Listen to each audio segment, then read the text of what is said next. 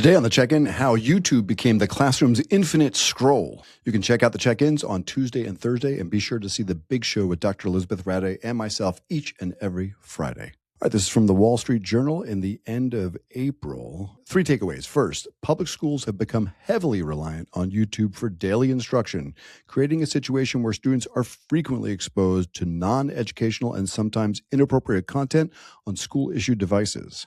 While many teachers use the platform for legitimate reasons, the open nature of the site means that children often pivot to entertainment or algorithmic recommendations during school hours. The shift has resulted in students watching thousands of videos ranging from video game clips to content glorifying gun culture while they are supposed to be learning. One specific moment from the Wall Street Journal stands out. According to more than 45 families, school administrators, clinicians, and educators across the country interviewed by the Wall Street Journal say that schools' over-reliance on the Google-owned platform for educational content has created a gateway for students to get sucked into infinite scroll of videos on school-issued devices. Takeaway 2, internal documentation suggests that Google views the K-12 education market as a strategic opportunity to build lifelong brand loyalty and deliberately sought to increase YouTube usage during school hours. The company identified a gap in viewing hours between the weekends and school days and aimed to close it by integrating their services into classrooms. Despite internal awareness of issues like addictive content and bypassing filters, the platform became more deeply enmeshed in school during the pandemic. The Journal makes this point directly. YouTube sought to close the 80 million hour per day viewing gap between school days and weekends, according to a 2016 document entitled YouTube EDU Opportunities. Increasing usage Monday through Friday could decrease this gap.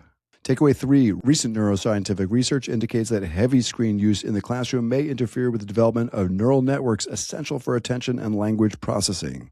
A neuroscientist quoted in the article has written several studies on screen use and child brain development, said that introducing digital tools too early to children may prevent basic neural network related executive function and language learning abilities.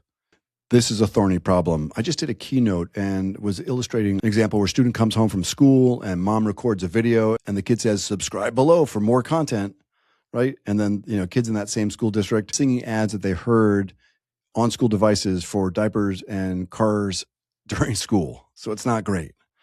It's funny, I don't pay for a lot of subscriptions, but one that I certainly pay for is YouTube Premium for my whole family because I really don't love the ads on YouTube. So folks who listen to ChatEDU know that we're doing a lot of work around this. You can check out the work we're doing on something called the Screen Shift at skills21.org/AI/screen shift. But listen, this is not a promo for our work. The reality is that this is a critical time.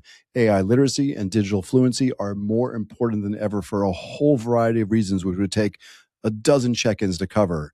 But at the same time, we do have a lot of low-quality technology use that's happening in school. Rather than sort of allow the screen time bans to gather at the school doorstep, this is a perfect time to really reflect, to look at network traffic, to do walkthroughs and shadows and see how students are using technology, to do curriculum audits, and get a clear understanding and baseline about what this looks like. The network folks, including Securely and GoGuardian, are coming out with all sorts of resources to help folks do that as well.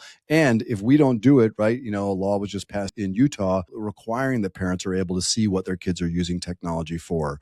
So good time to be proactive. And this article in the Wall Street Journal on YouTube really reinforces the point. That's where we are. Again, check out the Check-In on Tuesdays and Thursdays.